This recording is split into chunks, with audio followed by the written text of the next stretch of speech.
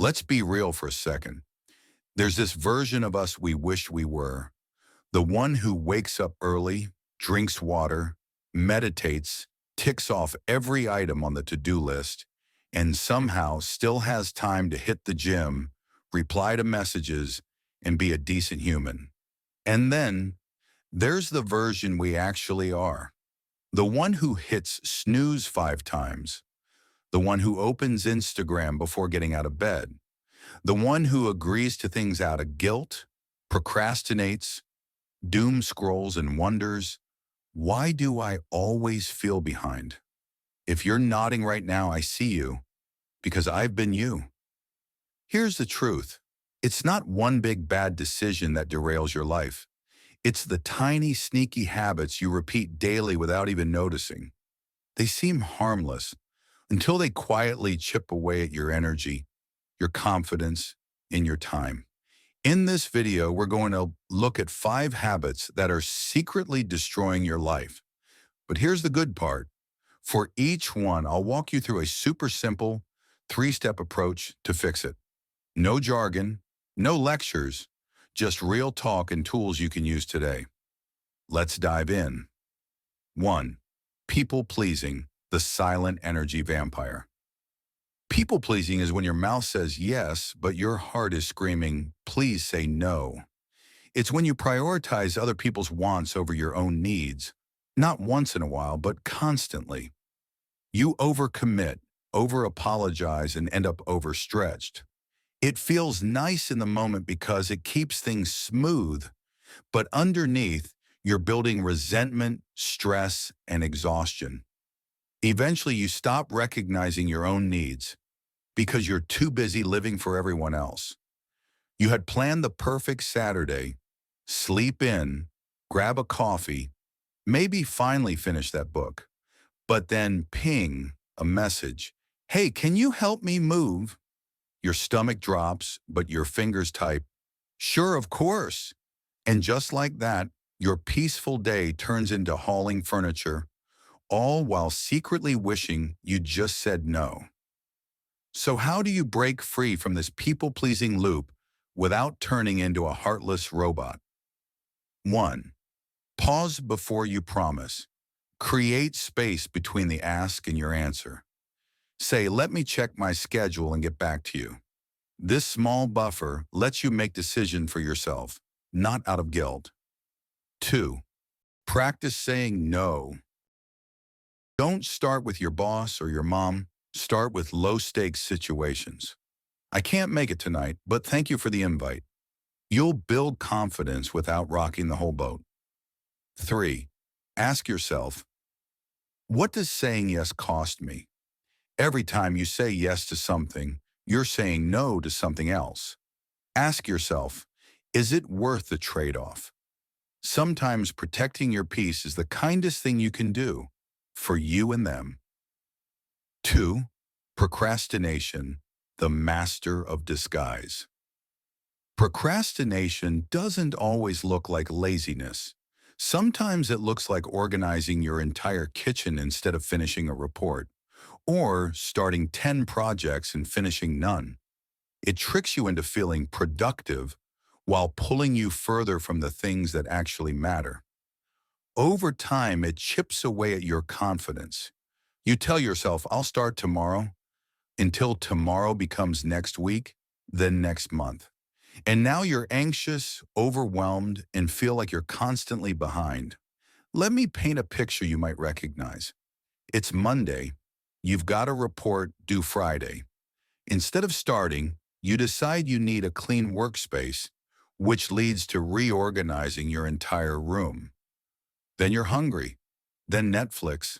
Suddenly it's Thursday night, and you're panicking because the report still isn't started. Again. So how do you finally outsmart procrastination and get stuff done without burning out? Here's your 3-step fix. 1. Break it down until it's stupid simple. Don't just write finished project. Start with open the document. Then write 1 sentence. That's it. Make the first step laughably doable. You just need to start. Smaller steps equals less dread equals more action. 2. Time box your focus. Set a timer for 10 or 15 minutes. Tell yourself, I only have to do this for that long. More often than not, once you start, you'll keep going. 3. Make the finish line rewarding. Give yourself something to look forward to, a snack, a nap, an episode of your favorite show. Your brain needs incentives. Don't forget to build in joy. 3. Phone addiction and social media, the scroll trap. Let's be honest, our phones are the first and last thing we touch each day, and not in a romantic way. We check them constantly, even when there's no notification. We scroll without thinking, refreshing apps like something magical will appear. But the worst part? Social media. It pulls you in for just 5 minutes, and next thing you know, you've watched 27 reels, compared yourself to 10 strangers, and now you feel worse than before. You didn't rest, you didn't learn, you just escaped. And chances are, you've lived through this exact moment more times than you'd like to admit. You lie in bed, phone in hand. You just want to check one thing. Suddenly it's 1 a.m. You've gone down a TikTok rabbit hole, accidentally stalked your ex's new partner, and now you're too wired to sleep and too guilty to feel relaxed. So how do we break up with our phones without throwing them out the window? Let's go step by step. 1. Create phone-free zones and times. No phone in bed, no phone at meals. Start with just one phone-free rule. You'll be amazed how much clearer your brain feels when it's not constantly buzzing. 2. Use social media as a tool, not an escape. Follow people who teach, inspire, or genuinely uplift you. Use it with intention.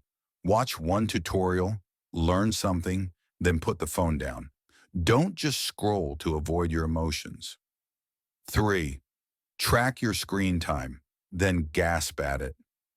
Most of us spend more time on our phones than we realize. Use apps to monitor your usage. Once you see how many hours you're giving away, it's easier to set limits that stick.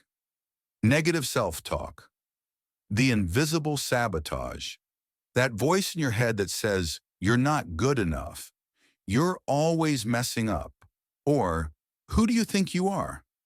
That's not truth. That's programming, and it's been running the show for too long.